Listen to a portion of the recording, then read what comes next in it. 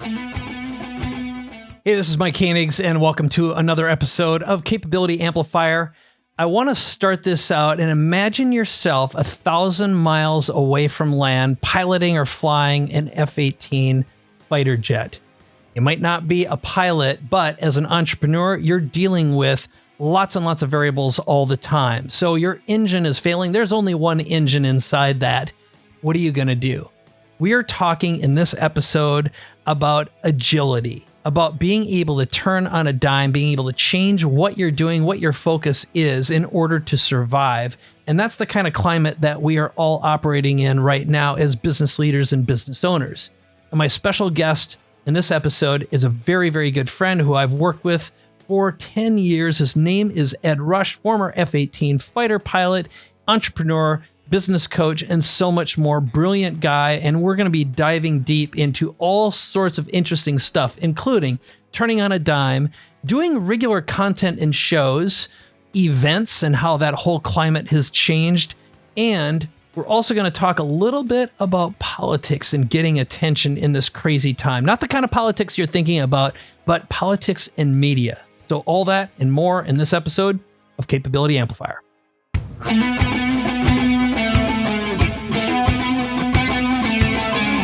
Ed, how you doing, my friend? Mike Koenigs, good to be back in the studio, dude. You just gave us about a 14-hour show that we're going to do in the next 20 minutes, so I can't wait. No, I know. Talk about speed, man. This is it. Yep. This is the Mach 1 show we're going to do. True that. Always. I'm excited. First of all, thanks for coming in our crazy time. So let's begin. We got to fulfill on the big promise. 1,000 miles away from land. You're flying a jet. Tell us the story and how's that relate to everything else we're talking about. In my F-18, I'm flying with 5 other F-18s. We're behind a tanker, an Air Force tanker. We're going from Hickam Air Force Base, which is on Hawaii, all the way to Guam, which is about 2,500 miles away, essentially the distance of the width of the United States of America. About halfway between both of those places, I hear a sound. Sounds in the F-18 typically are bad things. The sound went like this. Doo-doo, doo-doo. That means I have a problem. And then I saw a light. The light was on my cockpit display, and it said LENGPR, which stood for left engine oil pressure. I had an issue. So I immediately did the first thing I had to do, which is to pull my engine back. And I looked, of course, at my engine and realized... So there are actually 2 engines in this thing? All right, that was my mess up. There's going to be one here in just a second. So you were right. You were right. There's going to be one.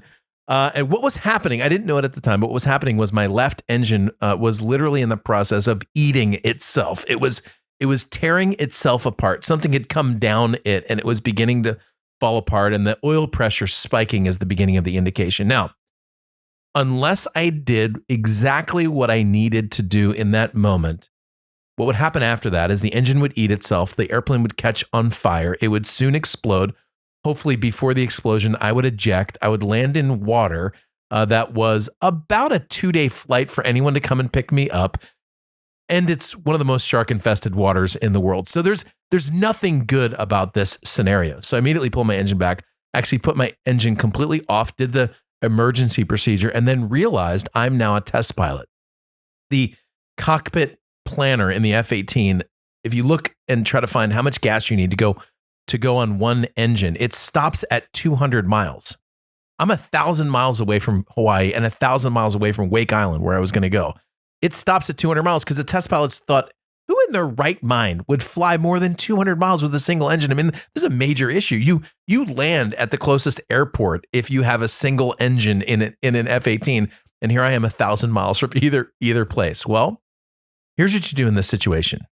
The first thing you do is you take a big deep breath.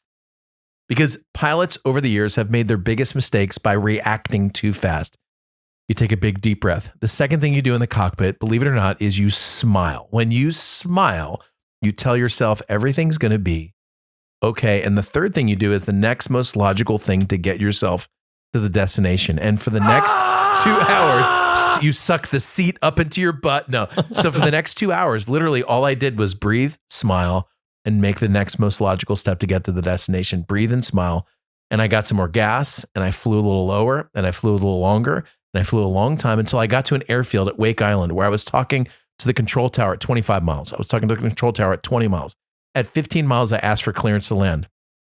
I said, Wake Island, this is a Bearcat 3-1 looking for clearance to land. And they said nothing. At 12 miles, I asked for clearance to land. They said nothing. At 8 miles, they asked for clearance to land. They said nothing. 7 miles, 5 miles, 3 miles. Now, just so you know, it is completely illegal to land an airplane unless the control tower tells you you are cleared to land. You could lose your wings and you could never fly again if you land an airplane without clearance to land. 2 miles, I asked for clearance to land. Nothing. 1 mile, I asked for clearance to land. Nothing. And you know what I did, Mike? At 0 miles, I landed the airplane. You know why? Because I had no other choice. And it was interesting. At 15 miles, making it the worst day ever, right? The entirety of Wake Island had a power failure. It was like they knew I was coming. You know, here comes this guy with this problem. And I landed. The control tower guy drove out in a truck and said, "Thank God you landed. We still won't have power for the next 2 hours." Now, my point there is sometimes life just deals you a problem after a problem after a problem. And the tendency is to just throw your hands up and you want to quit. But if you simply breathe, smile, and take the next most logical step to get you to the destination, you can get there. And we live in a world, I mean, we're in the middle of 2020 for crying out loud. We're in the most volatile and versatile business year in the history of business years. You know what now's a great time to do? Breathe, smile, take the next most logical step to get you to the destination, because there's going to be some major winners that come out of this year. Yep, no doubt. I've been saying this for a while, which is my prediction is some of the first trillionaires are going to be created in this insane time right now. And it's going to be faster than you imagine. No question. Everything is going to be on sale as at the time we're recording, let's say either right before or right after the election. Yeah. And the greatest opportunities, the greatest wealth transfer, certainly the greatest shift in power.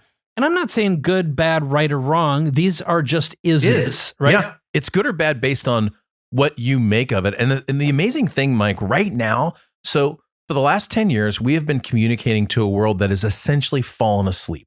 We've got two parties that have droned people into submission. People have been watching things that are essentially bored them to death. And all of a sudden, in March of 2020, the world woke up.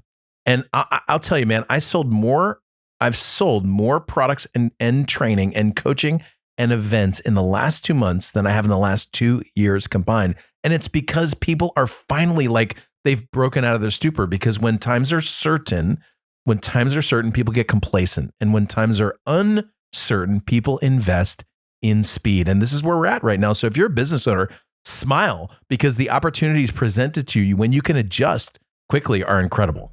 Right on. I couldn't agree more. And, I've said this for a little while. The whole pandemic has been great for my business because people need change. They need fast action. They need results, and they need to reinvent. As I say, the world has been about digitizing, virtualizing, dematerializing. But let's frame this up a little bit, because some of what we're going to talk about today are really an entrepreneur's commitment to agility, speed, and change. And I think that story illustrates it. Also, there's a few things that you've been doing that I want to get into and ask about. One of them is the fact that you started doing daily shows on YouTube, Facebook, Periscope, etc., broadcasting. You did 90 days straight, and then now you're doing two days per week. So I'm going to just talk a little bit about what you've learned through that process, what's worked, what hasn't worked. Also, you I'll just say like strategic coach, a lot of people in the business world had a commitment to a lot of your business revolved around live events. Yeah. Suddenly, no live events. You've walked away. You had to pivot really, really quickly and virtualize, but also you did do some level of physical events. So let's talk a bit about that. And then one of the things that I want to talk to you about today is you have started, one of your dreams and one of your visions has been to run for president of the United States, and you started doing and radio and TV. Yeah, exactly. Yeah. Right. So people always go, why do you want to run for president? I go, because I want to win. So yeah, run and win. Good. But back to Yeah. So let's just dive right in, because these are all interesting. And let's begin with the daily shows. Yeah. So just to frame this up, you call it Ed Talks. You broadcast every day at 10 a.m. Why don't you talk a little bit about what your goals, your outcomes were, and what your biggest learnings are? And I have a couple sub questions to ask, but just curious, was it good for business? Was it worth doing? And what would you do differently? Yeah. So, I mean, to put it into context, roughly 80% of my revenue historically has come in from live events. That's the sales from the tickets to live events, but more it's from what occurs at the event. Product sales, coaching sales, people end up more engaged. That's where most of my revenue has come from. So in March of 2020, I am on stage. I'm actually at a mutual friend of our, Bill Glazer, was having an event in Dallas, and I'm on stage teaching when the world is shutting down. I mean, when I got on the airplane, the airport was full, and when I came back, the airport was empty. It was literally when the states were all of a sudden shutting everything down. And I'm thinking to myself, so first of all, I have an event coming up at the stage in a month that I've got over 100 people that are already registered for, over $70,000 worth of money already in my bank account that I was looking at potentially refunding. And I'm looking into the future, and I'm like, this is not good, man. For a person who does live events and who generates most of his revenue from that space. And frankly, that's my environment anyway. I love being on stage. I love teaching and training and seeing the change in people's lives and engaging with an audience.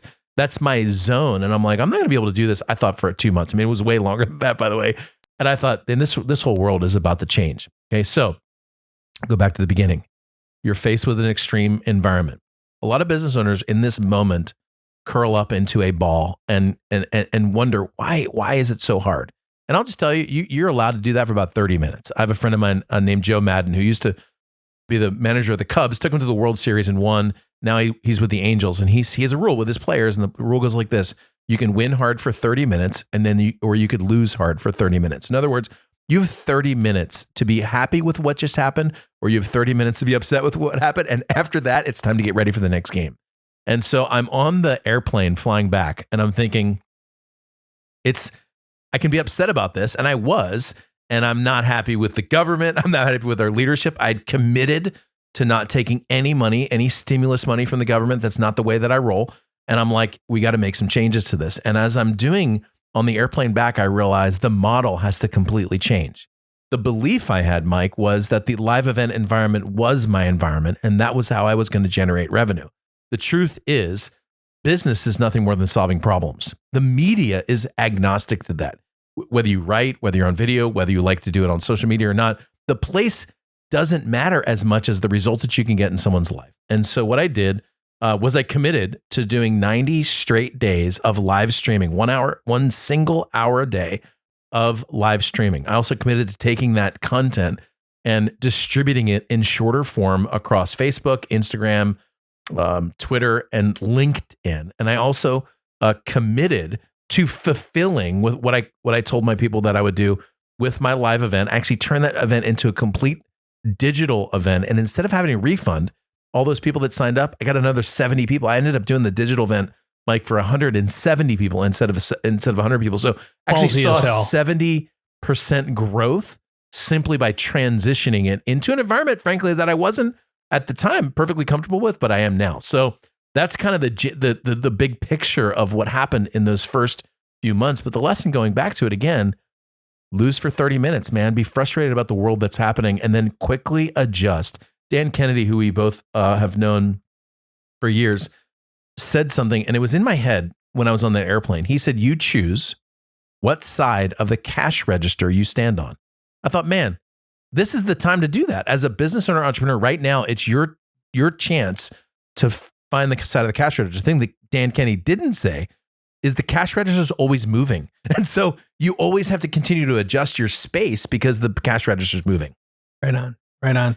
So I'm just from a purely logistical perspective, you're not a super technical guy, but you've been using technology. And I know one of the tools you use for broadcasting, we just did a broadcast right before we did this. We use a system called StreamYard that allows you to broadcast to YouTube and Facebook and all that other kind of stuff.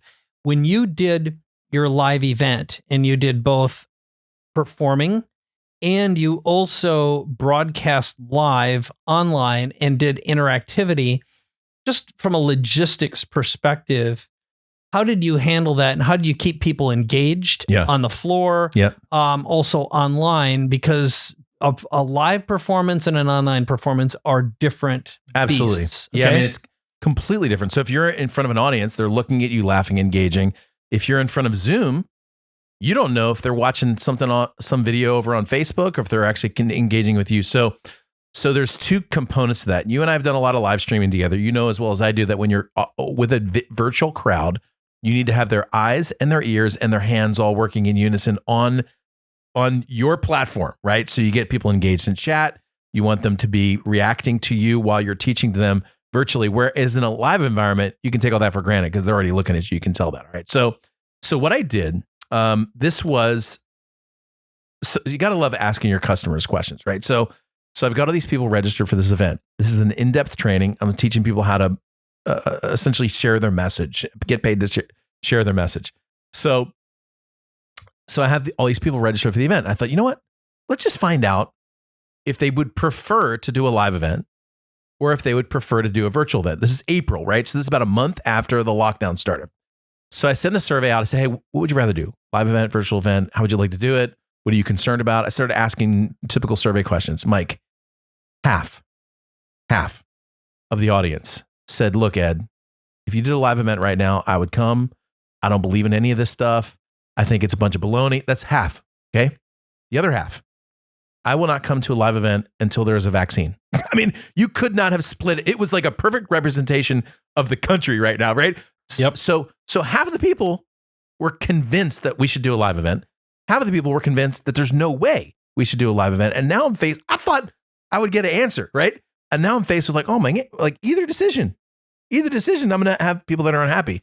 So what I created was what I consider the first hybrid event of 2020. It was a live event in a live event venue. By the way, we separated the tables by 6 feet. We had cleaned the room every hour, like full protocols, all the stuff that nobody wore masks, but we did everything the way that we were supposed to, including that, by the way. There was no rule for that at the time. And at the same time, we did a full virtual event on Zoom. I'm telling you, in the back of this incredible studio, in the back was a screen that was the size of the entire back wall. That was the entire Zoom gallery. You could see everybody on Zoom. And I told my speakers, and I did the same thing too. I said, the Zoom people are as important as the live people. So every time you talk to a live event person, you look at the Zoom people. We had a special camera that we would look at that would only focus on the Zoom people. Every time we talked to someone gave feedback in the live event, someone gave feedback in the Zoom event. We had the Zoom people reacting. If it was a good point, I usually have my audience go, does that make sense? If it does, say hoorah, which is a Marine Corps thing, my audience says hoorah. The Zoom people would raise one hand or two based on how much they were engaged in the point. And so literally you would see 70 people on Zoom with their hands up in the air every 15 seconds, Mike. It was like they were responding back. So you were doing you had a single camera that was plugged into Zoom. It wasn't a crazy complicated production. No, it was three cameras. Oh, you did? Okay. We had one main camera, we had an audience camera, and then we had one dedicated directly to us when we were talking to Zoom. So we actually had a production person specifically on the Zoom side. But then, like I said, we were fully including all the people in Zoom. Now, this was more complicated than I would recommend, but the point is, I would never, up until this point, I would never have done a stream of a live event. I mean, you and I tried that before with very, very little success. I mean, it fundamentally didn't ever work well. But when forced into that environment, you're forced to adjust. And it was crazy. I had two times the sales at my event, the post-event sales, twice as many came from the Zoom people. And there were about even number of people in both of those places. Crazy. And that was because they fully felt engaged into that event. And it was created out of a simple question. What do you want to do? Live event or virtual event? When it was 50-50, I realized we had to create something completely new. And my point is, a year ago, if one of my clients came to me and said, should I do an event where I stream it live and do the live event? Forget this other thing. But we were forced into a place where we had to create something new. And the something new was so much better than either a live event or a virtual event could have been on its own. It was so much better that we actually created something amazing simply because of the pressure of the marketplace that had been put on us. It was awesome. That's great. And one thing that has happened, so there's a lot of people who have been doing the some variation of hybrid. Even Tony Robbins recently did UPW, which he had said for years and years and years. I always said, hey, I ought to try doing live events. He's like, there's no way. It has to be live. Physical. It has to be. And so when forced to, and I know all the numbers I can't say because I don't think I have permission, but let's just say their sales were way down for the year. And what they managed to do is they did something called a challenge. They had 300,000 people attend that. And that was purely a Facebook thing. And I can't remember, it was a small buck, but got people involved. And from there, sold UPW, which the average ticket sale is $600. Yep. Okay. Pretty good. 22,500 people. And they did a hybridized Zoom thing where everyone got to be on there. And Tony had walls, 16-foot walls on his front, in front of him and behind him. And he could see all the top people. 3,000 people. Yeah. So depending on what tier you bought, you either had inner circle, there were 3,000 who he could see and you could see him. And then everyone else was invisible to him, but you could see him, right? So basically, if you paid more, you could be on a digital wall closer to Tony. That's right. That's right. They created a simulated experience. Now, I love it, man. Again, I can't say I know the numbers, but they sold their primary upsell from there is Business Mastery, which is a $10,000 sale. And I will tell you, the numbers were quite impressive. Yeah. And they learned a lot from it. But it just goes to show that, to the best of my knowledge, that's been the largest event I'm aware of. It was 4 days, a multi-day experience, and multi-speaker, the whole ball wax and they figured out a lot of engagement along the way. So my friends, Blue Melnick and Barry Baumgartner, I think you've met them before. They helped produce this along with a couple other production companies. But I mean, massive event. They had like emojis on sticks. So that's how they did reaction responses. It's really cool. Dancing and feedback. And it's like typical Tony thing. The usual jumping up and down. You just couldn't massage each other. Jeez. Anyway, it's great to hear that. And so if there was any other big takeaways, like what do you feel contributed to the moment of a transaction and why you had double the sales online versus half in person? What made that difference and what was a trigger experience or event? Yeah, I mean, the first thing is if it stinks for you, there's a huge opportunity there because it stinks for everyone. And so you go back to my event or Tony's event. The reason why people's response was so good is because right now, more than any time, people want to find an answer to their question, why? That's number one. The second thing, this is really important. People want something positive in their life. You cannot have a conversation. You can't watch the news. You can't engage in a national discussion right now without piles and piles of negative turds being dropped on you every moment in your life. I mean, everywhere you turn, it's awful. I mean, you can't feel good about yourself or the country or the world by looking at anything online right now. And if you provide something that's got an optimistic, positive outlook, which is, by the way, I'm very optimistic and positive about the world in its future and our country, by the way. If you can provide that for someone, they not only will they love you, but they will stay and engage with you every single day. I have a group of people who have watched, I've done 76 episodes now. You and I just did episode 76. I have a group of people that have watched every single minute of I wouldn't do that. I wouldn't watch 76 hour long, every single minute. And it's because of the optimism and it's because of the fact that they can't get that anywhere else. So that's the first one. The second one is what I said, take an opportunity from your own discouragement. So if you're sitting there right now, frustrated about the world, well, there's an opportunity there for you as well. And the third one is the one that I said, which is you engaging people online like you would engage them live. I'm talking like if you're doing a stream or a Zoom or a live event that you're going to hybrid event, you got the people, someone sitting at home needs to be communicated to and treated as though they were sitting right next to you in your office. And people know that, man. They know that. And I'll tell you, I could see people sitting there for a full 3 days looking right into the camera of their screen is amazing. Yeah, no, it's great. Now, one thing that I'm going to add, and I'm going to give it to our folks back home right now. one of the things that we've just started doing on this show is if you'd like a transcript of this show and the previous episodes as well, I'm going to put this up on screen right now, and you can text it. So pull out your phone and text the word CA to 858-434-5316. Now, that's a system that I've been using that allows us to do two-way interactive mobile text. I will actually receive that in real time, but it's a way for you to get the transcript, you get the links, and show notes from this episode and previous episodes as well. That's something Dan and I decided to do. So one more time, that's 858-434-5316. At least try it out and just text the two letters CA and you'll see this, okay? So back to you, Bob. When you respond in the next 30 minutes, you actually get 2 transcripts from the show. Right, 2 for the price of one. Twice. Oh, they're free. Yep. So let's talk a little bit more about show business, okay? Which is presidency, running for that. But here's the reason I'm asking this. You and I haven't talked about this yet. We're going to talk about it during lunch.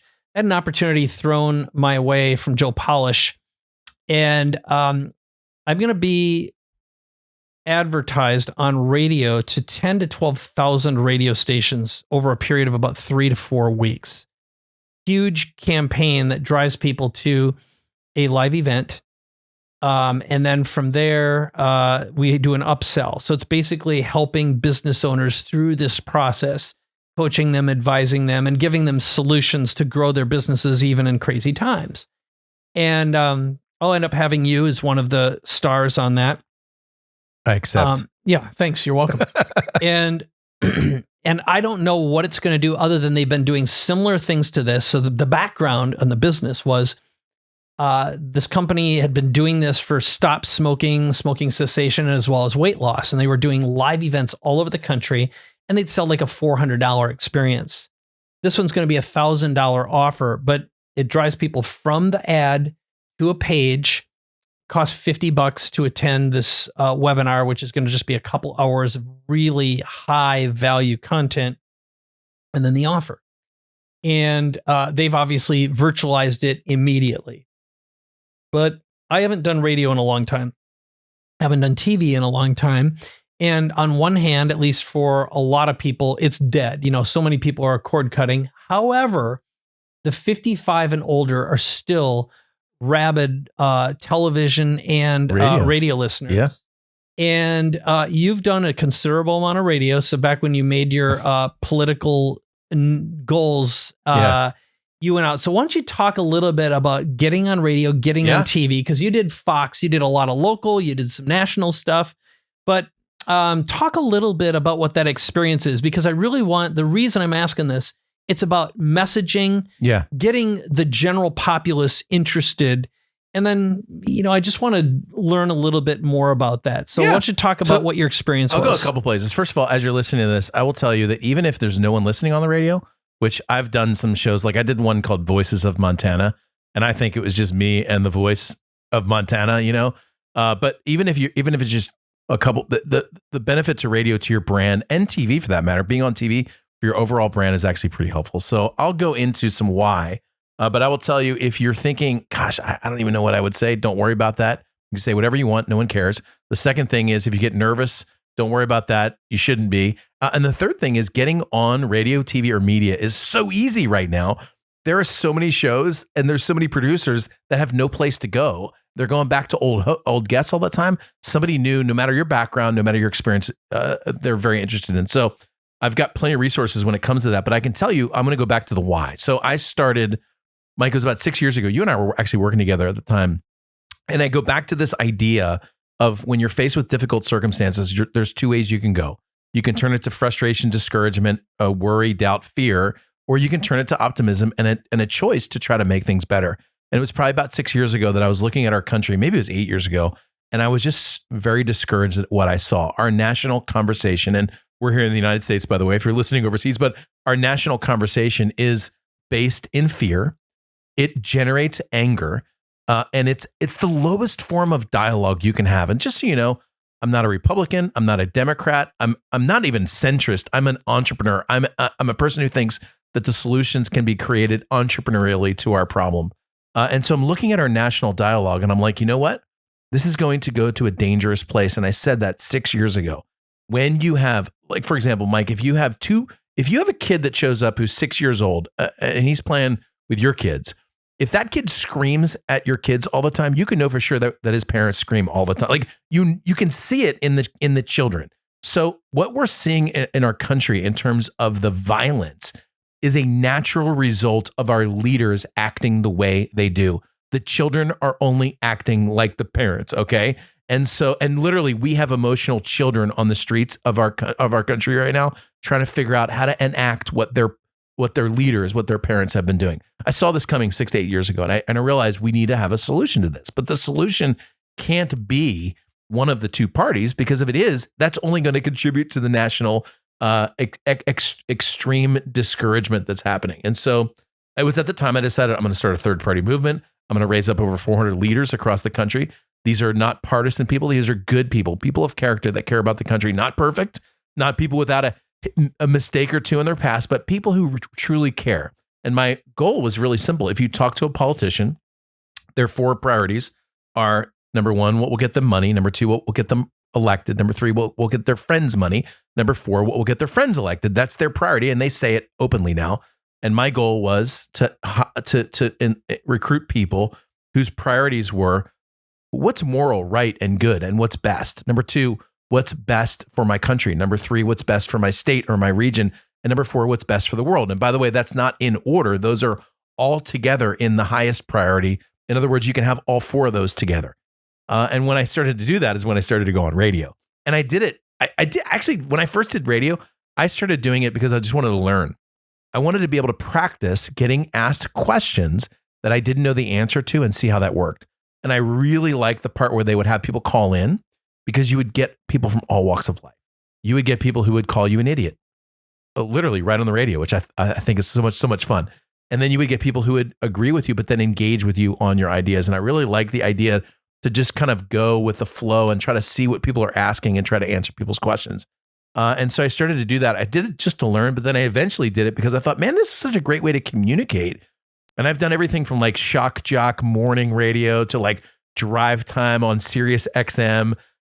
Some of my best stuff, by the way, is on Sirius. The last show that I did on Sirius, I looked at my Twitter and I'd been followed by a U.S. senator, like within seconds of me being on the show. It was really cool. Mm-hmm. Anyway, getting on radio is not hard. So the first thing you should know is there's probably 100 radio networks in the 20-mile square radio shows, 20-mile square where you are, including local TV.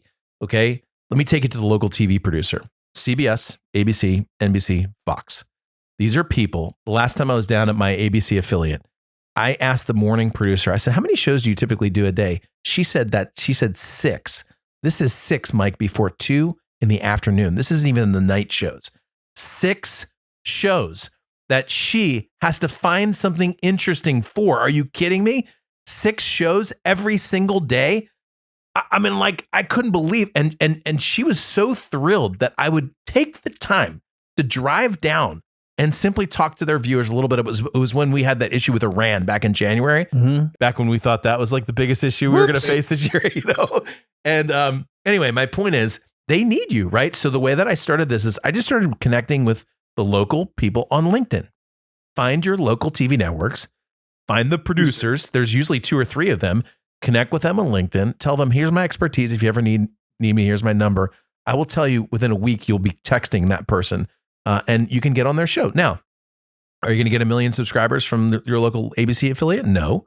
But what you are going to get is a video that you can put on your website. And you will. I tell you, every single time I go on local TV, I always get text messages and Facebook hits from friends of mine who saw it. I don't know what they were doing watching the TV at 6 o'clock at night, but they saw it. So that's TV. Radio is even easier. Radio requires you to have a phone and for you to be able to answer a couple questions. And I always tell people, don't worry about the questions. People always get nervous. Like, what if they ask me a question I don't want to answer? This isn't the Kavanaugh trial, okay?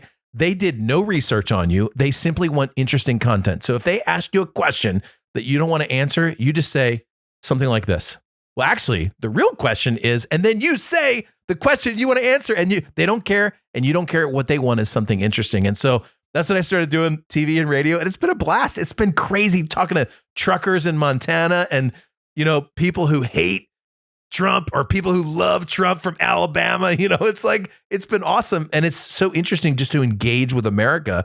And I've gotten leads from it. I got leads. I got people who bought my books and came to my courses and stuff. So it's been fun. Right. Yeah. And I think that's the big takeaway. Both of us are in the business of amplifying messages and getting people packaged and positioned to have better conversations. And the secret to all this is, first of all, finding a way to make what you do interesting to the outside world and interesting to a broadcaster. And what they need are interesting guests who have interesting stories to share.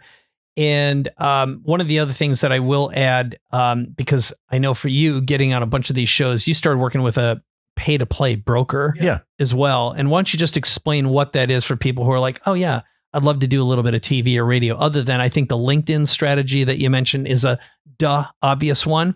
Same thing when you want to get published, just go on any website and find a writer and connect with them on Twitter, Facebook, or LinkedIn. Send them a message and say, I've got an idea for an article that I think your readers are going to like, and give them like 3 headlines. So just talk a little bit about how you craft a quick headline and get someone's attention so they say yes. First of all, I mean, what you just said about the writers. So in today's day and age, most of the writers for even things like New York Times are required to spend about 5 articles out a day. That's the kind of content that they're required to produce. Same. It's all based on clickbait. The media world is completely different than it was even 30 years ago. The bottom line is they need you. They badly need you. So as content experts, as thought leaders, as people who have courses or products or trainings or a message to share, we feel like we're interrupting someone's day if we send them a message and go, hey, you want me on? You're making their day.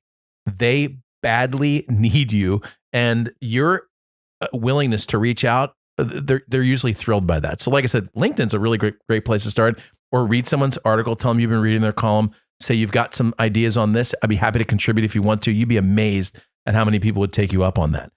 The second one is I have a guy that I've worked with for years and years, who essentially I pay him per media. So if he gets me on the radio, I pay him a little, not much actually, to get on radio or TV or podcasts. And I just tell him the range of shows that I'm looking to be on. I tell him, look, I don't want to be on all like the conservative shows. Put me on everything. I want to talk to everybody. And he does that. By the way, you're welcome to reach out to me. I'm happy to make an introduction as you're listening to the show. If you want to get some more media, just email or hit me up on LinkedIn, and I'd be happy to make that connection for you. But those are just a couple of ways to get on media. Yeah. My point is, it's not hard. You just have to have the willingness to just reach out and just be able to share your content. Now, remember, that person's not interested in a JV. They're not interested in promoting your products. They're not interested in your landing page. What they're interested in is you sharing your expertise.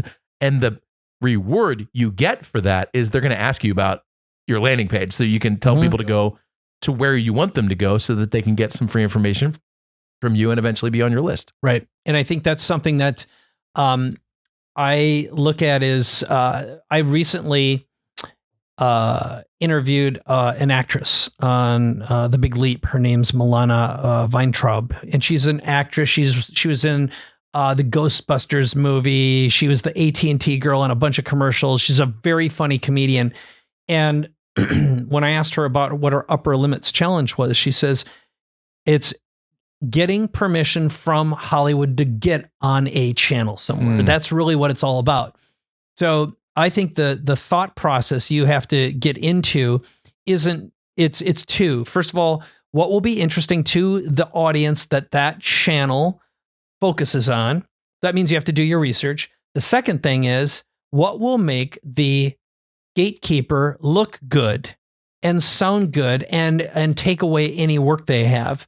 And I think that's the capability. This show, after all, is Capability Amplifier. The capability that this forces you to learn is how to think through those 2 lenses, which is number 1, the audience crafting a message that's going to be interesting to them. Number 2, getting past the gatekeeper. In this case, they have their reputation on the line, so you can't make them look like a jackass. And a lot of the people that I work with these days are in the financial services business. And as I like to say to everyone in financial services, first of all, you're selling moldy white toast. It's about as boring can get. And how are you going to make that interesting? And compliance forces you to be even moldier and more boring. It's like, who wants that? It's like you can't have a direct conversation with anyone because you can't tell a transformational story. You can't rely on testimonials. You've got to find another way and become interesting. And that is a great exercise. With the instance of Charlie Epstein, for example, this guy I worked with, we crafted a one-man show for him. Yeah, that was cool. And that's an interesting new way of thinking about overcoming the challenge. So that would be his one-man show is called Epstein Did Not Kill Himself. That's